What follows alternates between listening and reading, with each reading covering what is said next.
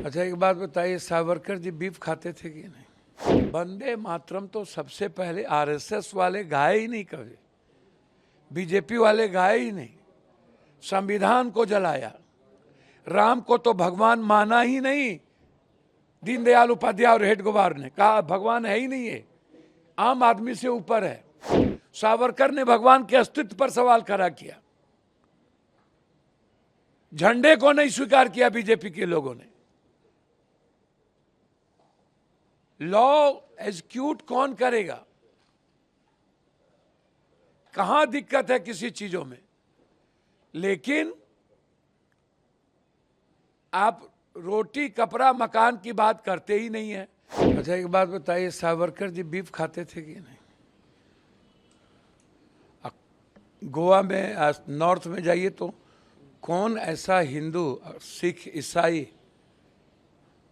नहीं खाता? कौन दलित है, गरीब आदमी, जो कांकरोच और सुंठी मंगछी नहीं खाता? कौन ऐसे जनरल क्लास पप्पू यादव, जो यादव कभी नहीं मांस मछली खाता था, आज 40% खाने लगा। मिथिला मैथिली में ब्राह्मण समाज के लोग अब तो चौठारी, हम लोग मरने के बाद भी मछली भात खा रहे हैं। अब तो चौथे दिन मछली भात चल रहा है। यह सवाल तो अब बचा ही नहीं। सवाल यह है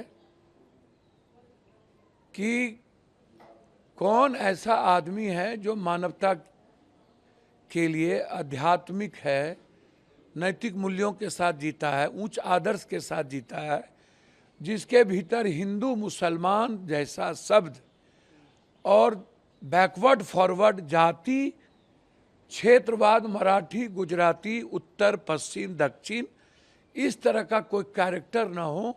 वह भारतीय हो, सनातनी हो और हमारी संस्कृति से उसका लगाव हो।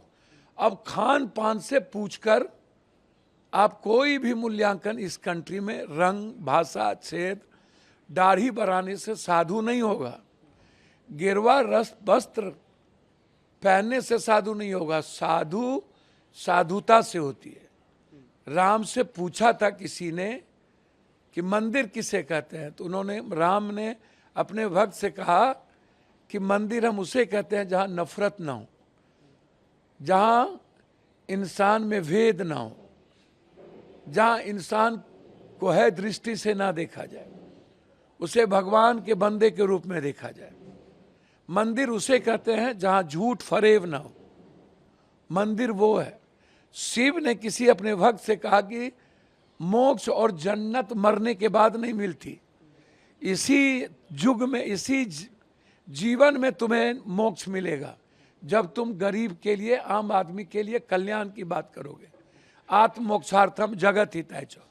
बिना मानव के कल्याण के हम हिंदू और सनातनी नहीं हो सकते। बिना मोहब्बत और प्रेम और सच्चाई के रास्ते हम हिंदू सनातनी नहीं हो सकते।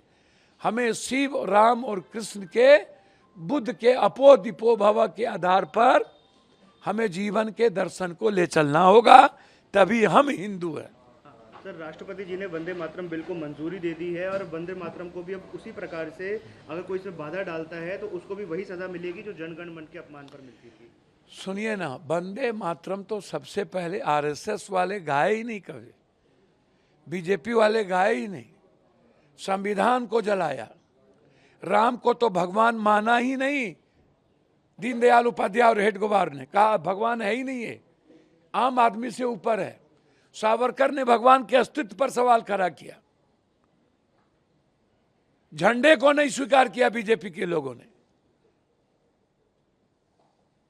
लॉ एग्जीक्यूट कौन करेगा?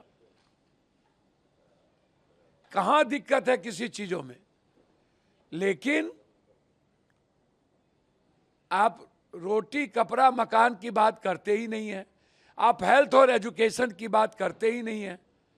आप हमेशा बंटवारे की बात, नफरत की बात में लगे रहते हैं।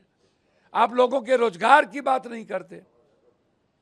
कोई बिल आवे, इस हिंदुस्तान में कुछ नहीं होना है, इस नेता और इस राजनीतिक व्यवस्था के रहते हुए। सर, धर्मेंद्र प्रधान ने कहा है कि राहुल गांधी आदतन झूठ बोलते हैं, उनकी आदत बन गई है बार बार झूठ बोलना। सुनिए ना, जितना राहुल गांधी, प्रियंका गांधी, सोनिया गांधी, इंदिरा गांधी, नेहरू जी का ये लोग नाम लेते हैं, उतना भगवान का लिए होते तो कल्याण भी होता, इंसान भी बनते।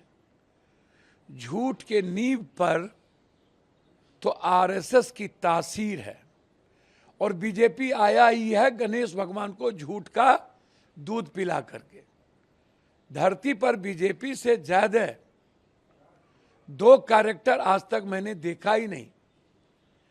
धर्मेंद्र प्रधान जी से आग्रह करूंगा, अरुणाचल की क्या स्थिति है और एजुकेशन की क्या स्थिति है, और डेली बच्चे के पेपर क्वेश्चन रिकॉर्ड की क्या स्थिति है, कितने लूटे हो, और सारे यूनिवर्सिटी, स्कूल, कॉलेज को जो भगवाकरण कर रहे हो, इस पर बोल लो। राहुल गांधी से इतना क्यों डरते हो? ये लोग कायर हैं, और तानाशाह वही होते हैं जो डरपोक और कायर होते हैं।